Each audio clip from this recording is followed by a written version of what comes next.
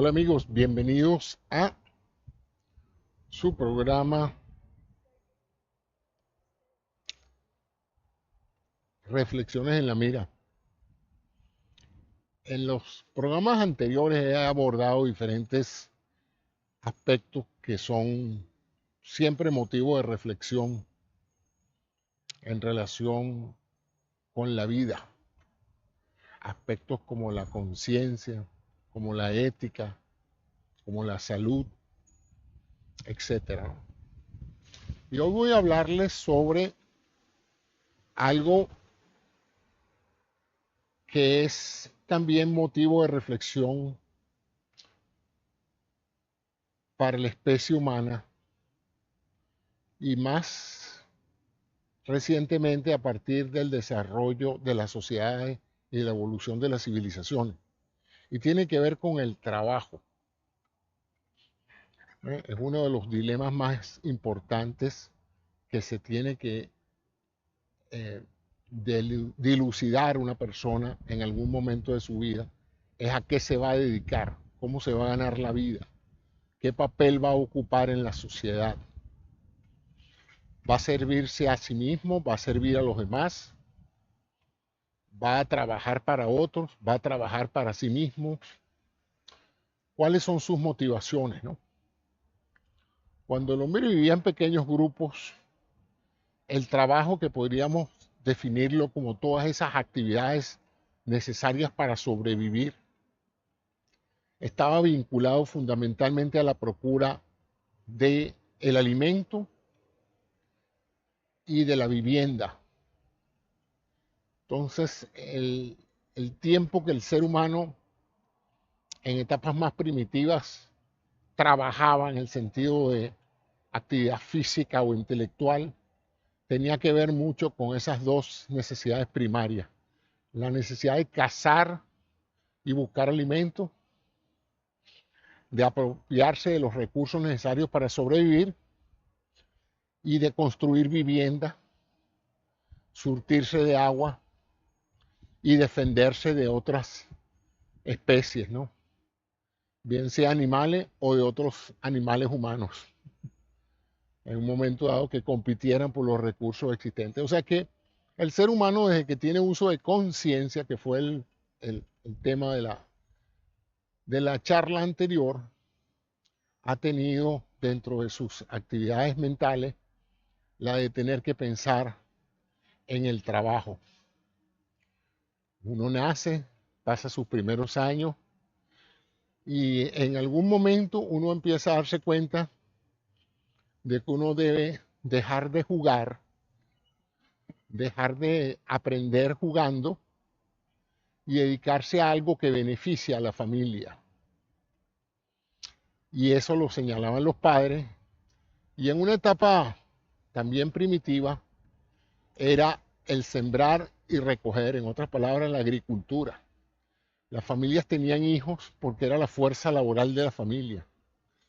Y los pueblos, las aldeas, tenían familia porque era el factor relevante de la prosperidad del pueblo.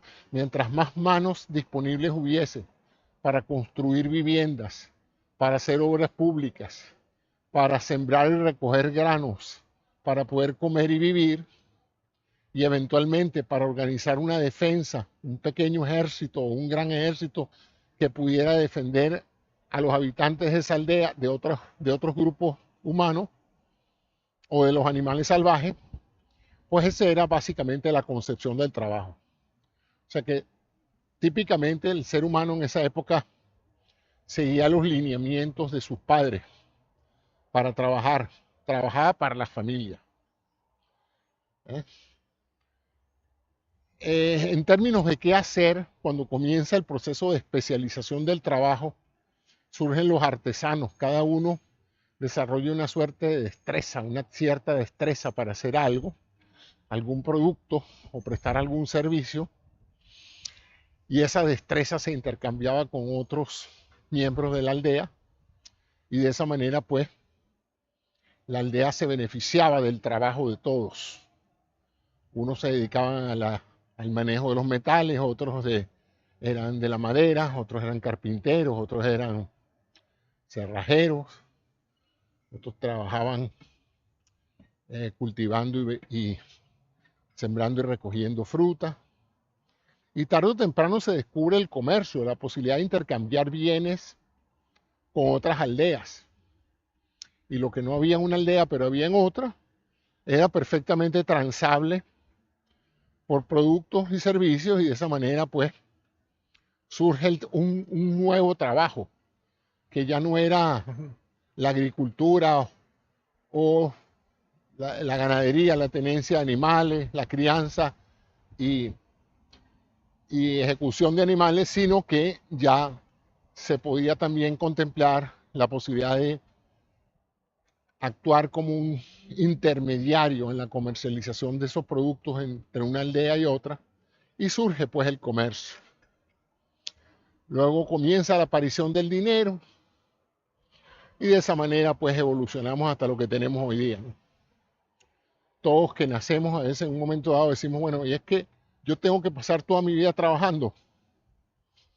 Bueno, a menos que usted sea rico y pueda tener producto del trabajo o de la herencia de sus padres, la posibilidad de pasar la vida no haciendo nada en particular y aún así teniendo los recursos para vivir y disfrutar de la vida, pues sí, usted puede pasar la vida trabajando. Pero eso es una élite, el grupo de personas que en una sociedad pueden vivir sin trabajar. La mayoría de las personas trabaja. Y una de las primeras elecciones que uno hace alrededor de la adolescencia es plantearse a qué se va a dedicar, ¿no?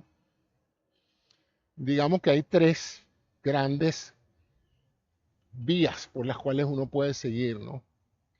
La vía profesional, que es la vía del estudio y la capacitación en una profesión específica para ofrecer ese servicio profesional, como se llama.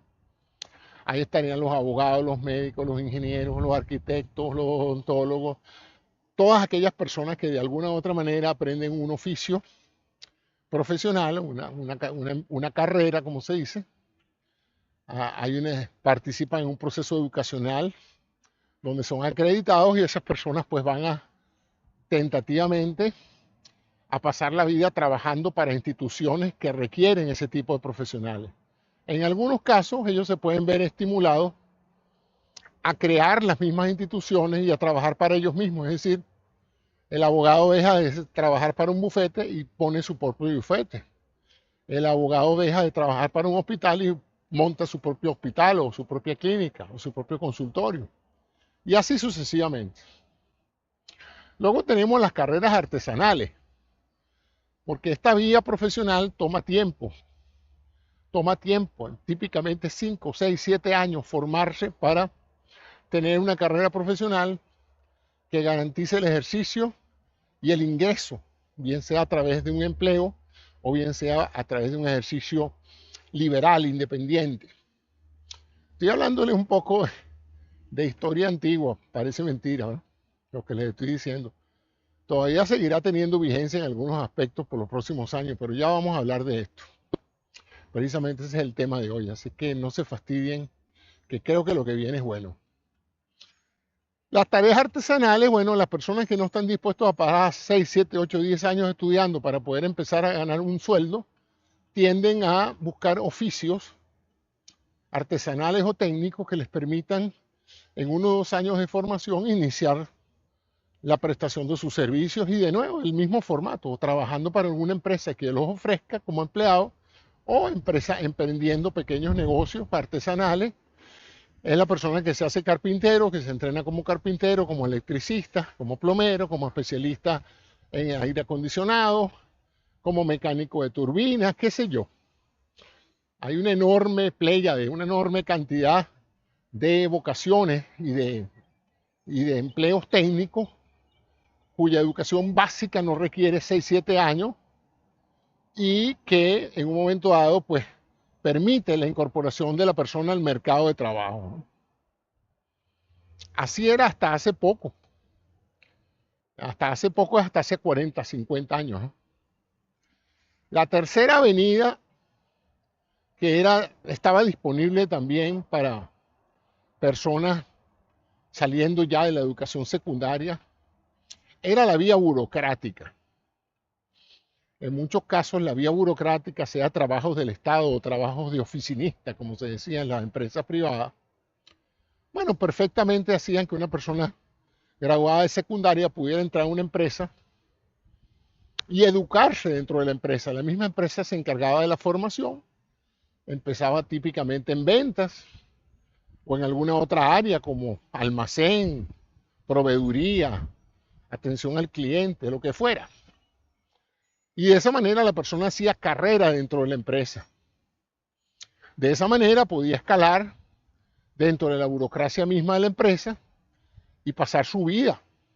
Y hay algunas empresas tan seguras y tan protectoras de sus empleados que dentro del plan completo involucraba la pensión. O sea que el empleado se casaba, por ejemplo, con una de estas grandes empresas transnacionales o petroleras o lo que fuera, y la petrolera lo tomaba, vamos a poner, a los 18 años, 19 años, lo reclutaba, lo entrenaba, lo iba pasando por diferentes posiciones a medida que iba demostrando capacidad dentro de la empresa, y perfectamente podía llegar a ser presidente de la empresa o un alto cargo, y luego al final de su carrera profesional pues se le jubilaba y esa persona podía decir con sumo orgullo, decía, tengo 20, 30 años trabajando para esta empresa, le he dado mi vida a la empresa y la empresa me ha protegido, me ha cuidado, me ha entrenado, todo lo que tengo se lo debo a la empresa.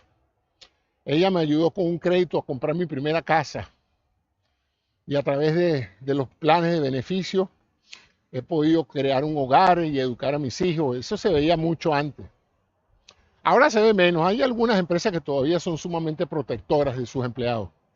Pero antes era así como motivo de orgullo para una empresa decir, si tú te dedicas a nosotros, nosotros nos dedicamos al desarrollo y a la prosperidad tuya. La otra era emplearte en el Estado, ¿no?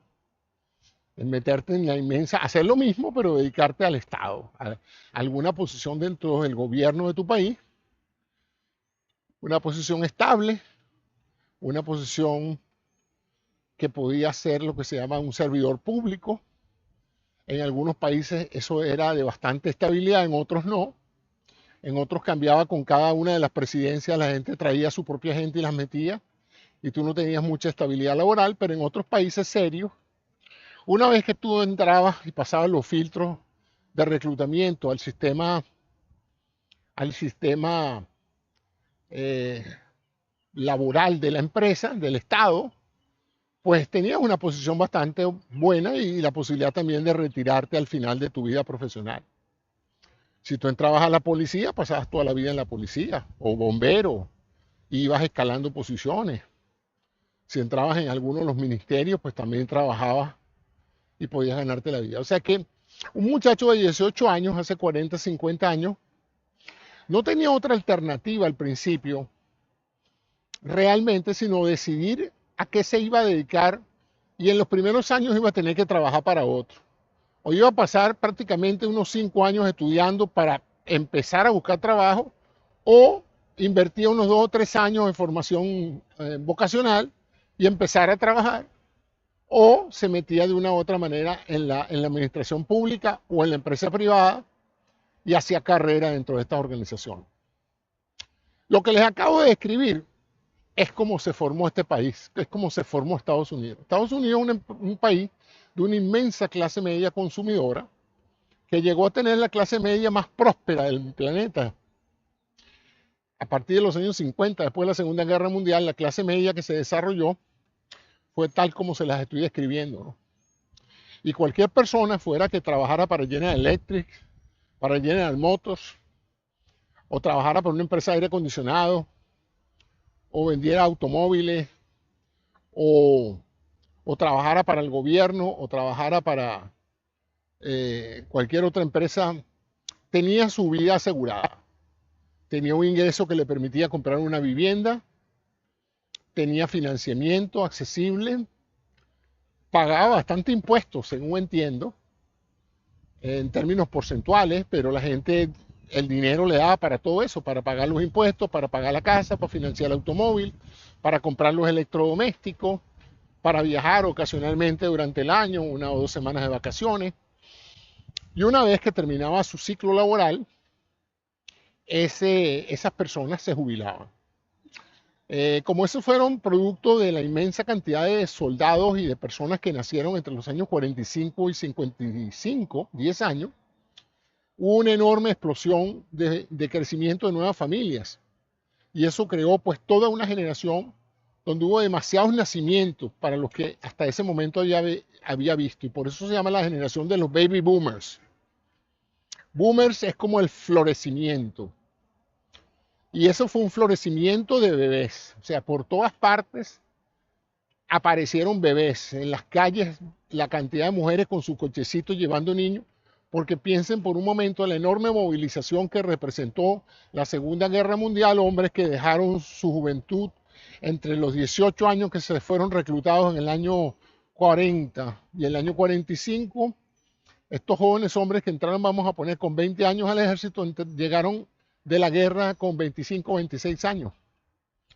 Todavía con una enorme fuerza vital, sin mucha educación que no fuera la militar, porque fueron reclutados prácticamente siendo adolescentes salidos de la secundaria, y el gobierno les ofreció lo que se llamó el Plan de Educación Superior para los militares ex veteranos, ¿no? El GI Bill.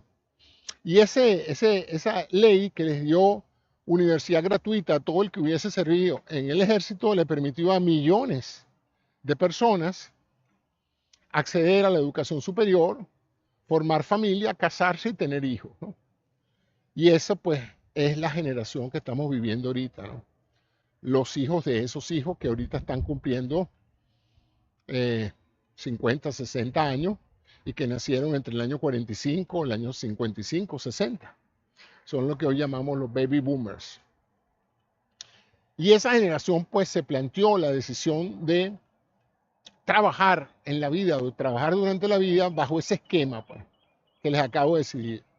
Me vuelvo profesional, me vuelvo técnico, trabajo para una empresa, monto mi propia empresa. Era difícil montar una empresa en esa época porque, bueno, la mayoría de los negocios había que manufacturar algo y salir a venderlo. Y los negocios comerciales, que se basaban esencialmente en comprar un producto aquí y venderlo allá, eran muy competitivos, o sea que no era nada fácil hacer dinero sentado en la casa en una computadora, no existía eso, ¿no? Hasta los escritores, hasta los periodistas, hasta los trabajadores intelectuales no se les hacía nada fácil vivir del ejercicio independiente de su profesión. Un periodista le iba mejor trabajando como corresponsal o columnista de un periódico ya establecido, o sea, trabajando para otro, que sacando su propio periódico, su propio boletín, ¿no? Que iba a tener menos alcance y iba a producir menos ingresos para él. O sea que todo el mundo tenía un salario, todo el mundo tenía un trabajo. Evoluciona la economía de los Estados Unidos de una economía industrial de productos a una economía de servicios.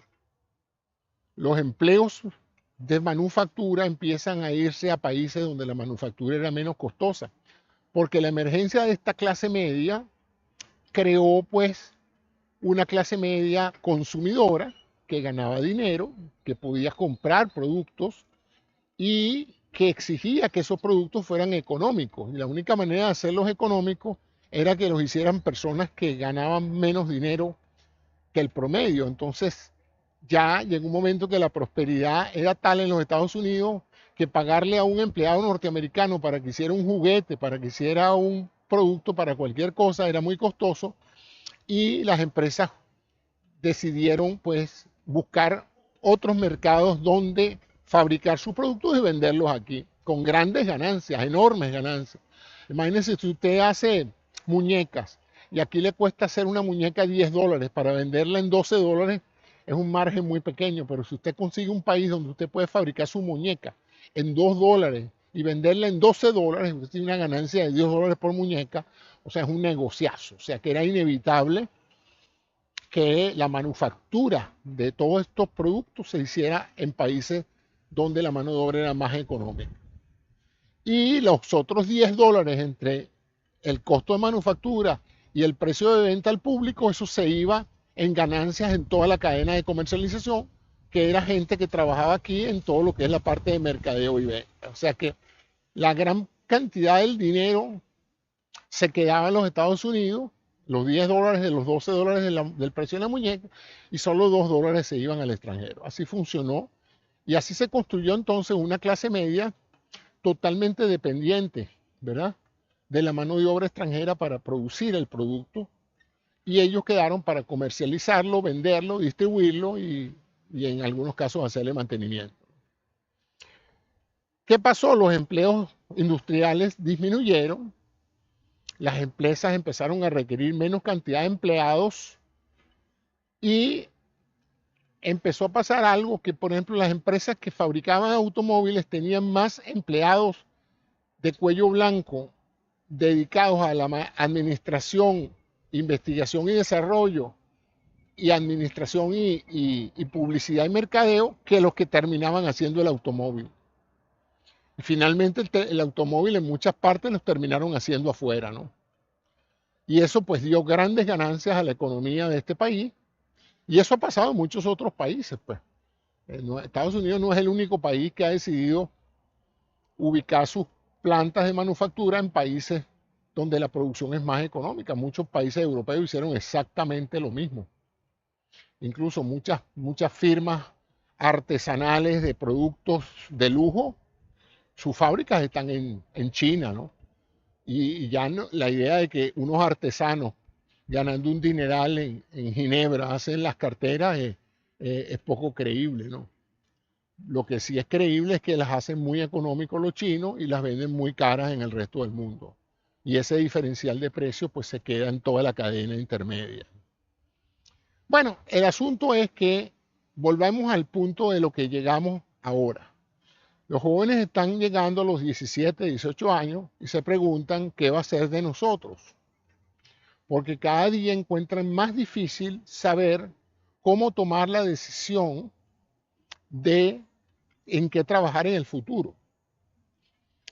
Otra cosa interesante del pasado laboral era que los empleos duraban mucho. Si usted se graduaba de médico, podía pasar toda la vida trabajando como médico. Si usted era ingeniero, podía hacer lo mismo. Cualquier oficio, cualquier destreza que usted adquiriera tenía una longevidad bastante grande. Pero estamos entrando ahora en un desarrollo tan grande de casi todas las profesiones que si usted se descuida en su formación y pasan varios años, ya usted está completamente desorientado en términos del avance en el área en que usted trabaja, ¿no? Lo cual crea mucha ansiedad, porque entonces uno siente que uno nunca termina de aprender, sino que está todo el tiempo pendiente de cuál es la última pieza de conocimiento que uno tiene que tener, porque si no uno se vuelve sustituible o se vuelve irrelevante, ¿no? Y eso abarca todas las profesiones, unas más que las otras, ¿no? Entonces, incluso profesiones muy tradicionales como la medicina, que es el área que me atañe, si usted era un radiólogo antiguo que vivió 15, 20 años de hacer simplemente radiografía, llegó la tomografía computada y usted no fue capaz de adaptarse a las nuevas tecnologías de leer imágenes diagnósticas, pues usted se quedó sin trabajo, ¿no? Y si usted no aprendió a meter catéteres, pues usted también se quedó sin trabajo. Y si usted no aprendió resonancia magnética, pues también. Y así una enorme cantidad de cambios. Y eso solamente en la medicina, que todo el mundo dice, bueno, pues la medicina no había cambiado mucho. Bueno, sí ha cambiado mucho en la parte tecnológica, ¿no? Los pacientes tienen casi siempre las mismas enfermedades, pero los tratamientos y la manera en que se diagnostica son bastante diferentes. Eso hace que lleguemos a la parte de hoy con una incertidumbre enorme, porque los empleos de hoy parecieran que no van a tener mucha longevidad.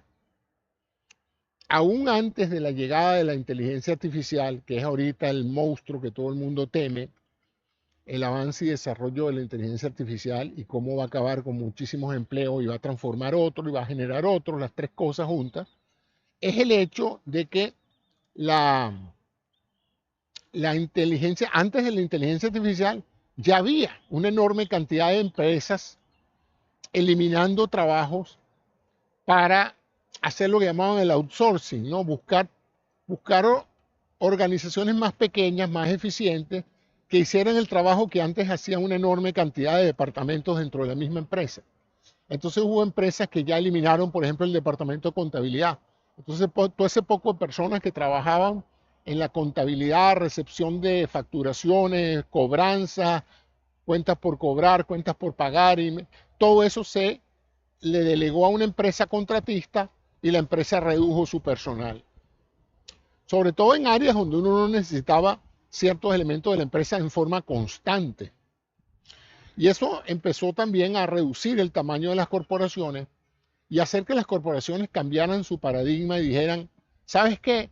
Yo no creo que una corporación es muy importante porque tenga mucha gente, al contrario, mientras más cosas se puedan hacer con menos cantidad de gente, más lucrativa y más funcional es la empresa. Y eso cambió el paradigma porque entonces esas empresas súper protectoras de los empleos se están acabando o ya se acabaron. Las empresas ahorita no tienen amigos ni enemigos, tienen intereses. Si a usted le interesa, le pueden pagar un buen salario y lo tienen con usted mientras les interese. El día que no les interesa, a ellos no les importa en lo absoluto que usted se quede en la calle o que usted se vaya. Entonces, incluso activamente, cuando las empresas piensan que no van a necesitar a ciertos grupos de empleados, pues prescinden de ellos, no importa la inversión que se haya hecho en el desarrollo de ese talento, ¿no?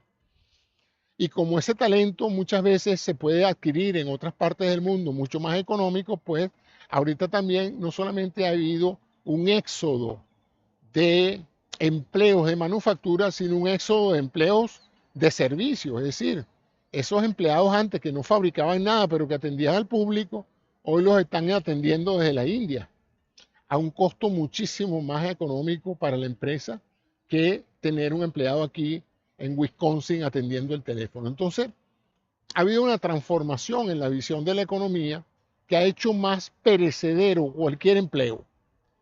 Luego, además de eso, hay que añadirle, antes de la llegada de la inteligencia artificial, la llegada de la robótica y la llegada de la tecnología en general, ¿verdad? La computación personal permitió un aumento enorme de la productividad de cada empleado y una reducción enorme de las tareas que cada empleado tenía que hacer para hacer algo. Pues documentos que en el pasado podían tardarse un día en ser producidos, tipeados a máquina, hoy se producía la misma cantidad en probablemente la mitad del tiempo porque las personas contaban con máquinas eléctricas y sistemas de procesamiento de palabras. Pues. Entonces eso crearon una serie de factores disruptivos que afectaron la longevidad de los empleos. Y sin embargo, la economía siempre ha venido basándose en la capacidad adquisitiva de la gente de clase media.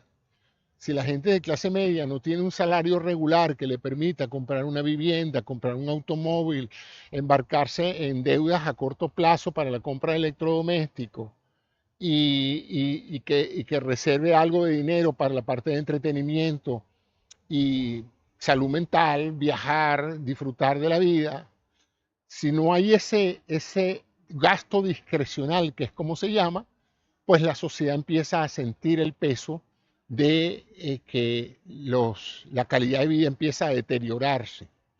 Y empezó a deteriorarse cuando esa clase media post-guerra mundial, que bastaba con un salario completo cualquiera que fuera.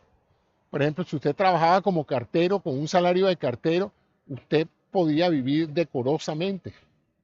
El sistema postal pagaba un salario suficiente para que una persona que fuera cartero pudiera vivir con ese salario. Pues poner un salario regular, digamos, que, que es el comienzo. Y una persona que entrara como cartero podía escalar dentro de la burocracia del sector del servicio postal y llegar a ser un postmaster, ¿no? Hay gente que en muchas organizaciones empezó bien abajo, como porteros, como mensajeros y llegaron a posiciones altas, ¿no?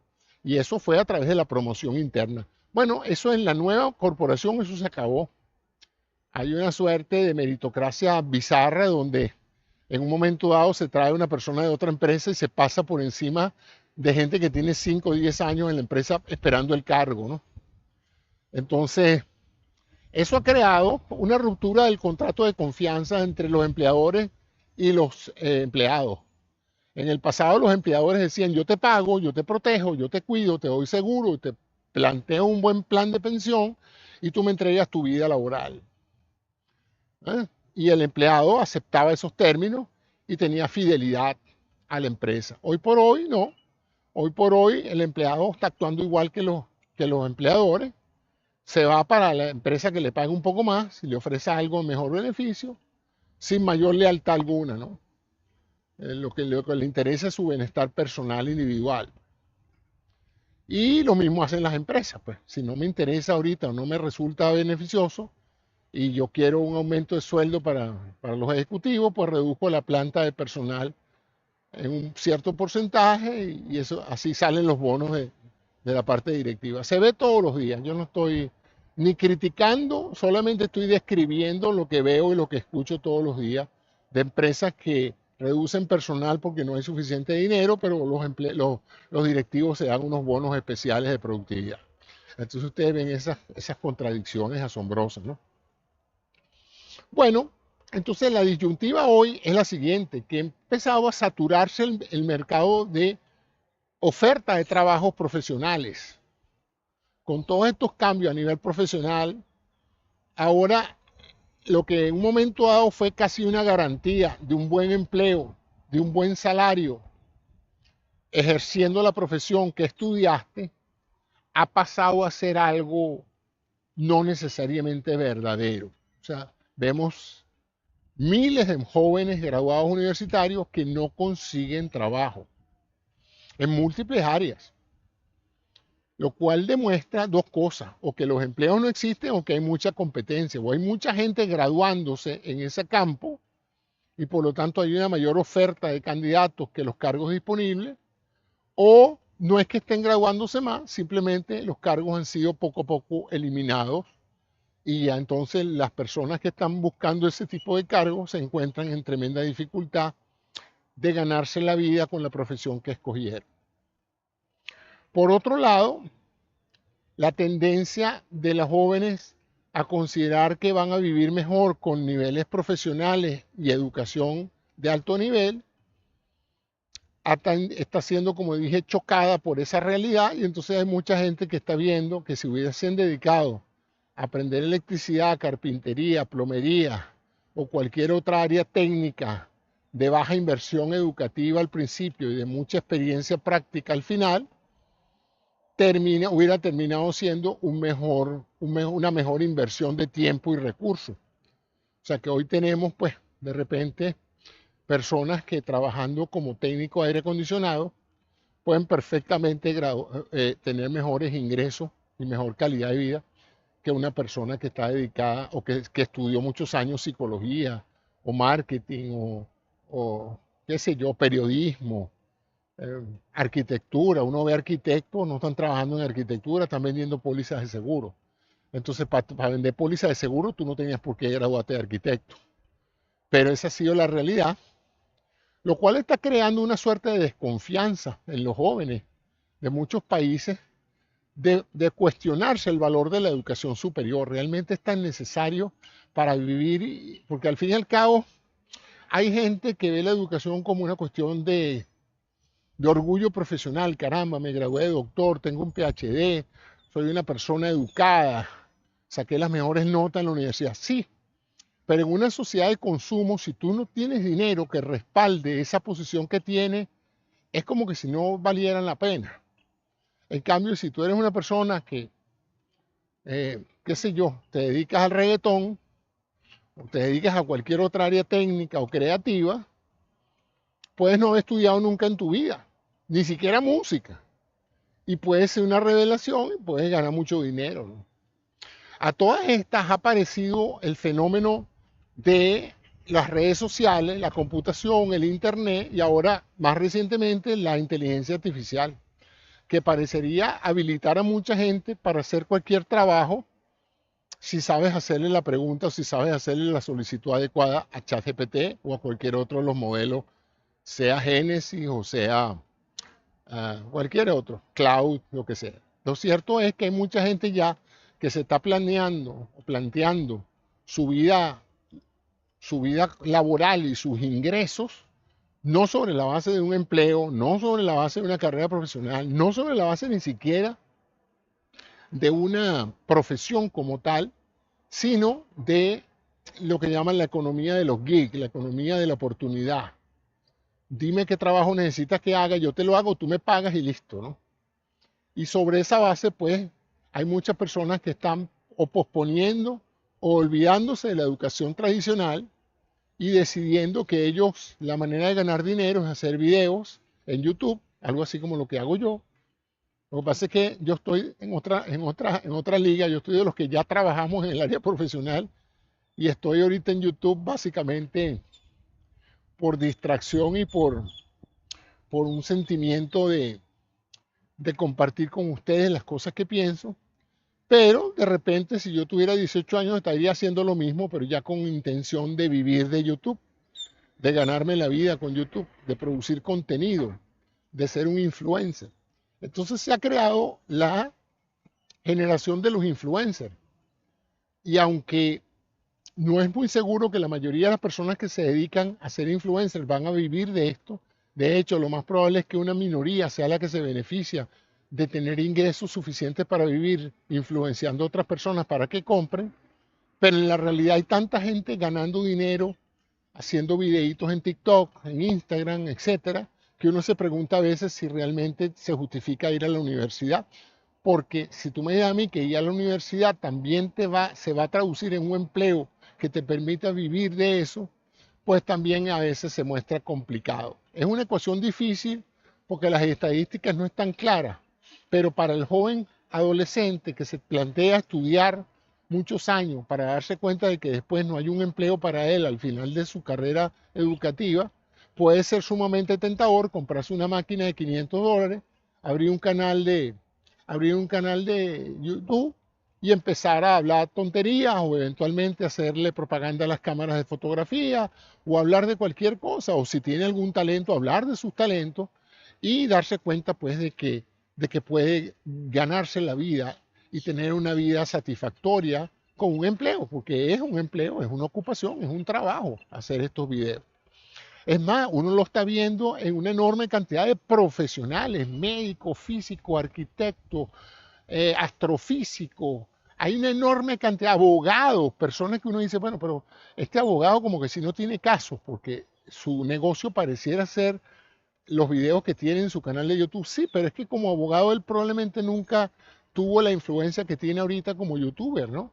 Este señor tiene un canal y tiene 11 millones de seguidores y cada programa se mete 4 o 5 mil dólares semanales haciendo programas de consultas legales y uno dice, pero bueno, aquí no tienes mayor liability, no tienes problemas, las haces en la sala de tu casa y uno ve bufetes enteros de abogados que además de los casos que manejan, se dedican también a sus canales. Entonces uno dice, bueno, aquí está pasando algo asombroso también.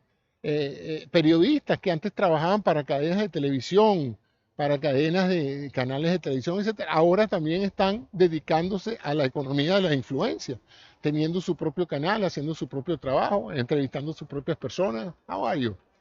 Y así de esa manera, pues, está todo el mundo encontrando una nueva manera de ganarse la vida. ¿Cuánto va a durar esto? No se sabe. Y ahora viene la inteligencia artificial. Me estoy regresando a casa un poco más temprano porque está empezando a llover, como pueden ver. No quiero mojarme, pero ese era el tema de hoy, cómo la inteligencia artificial está cambiando la percepción del trabajo y el cómo ganar dinero.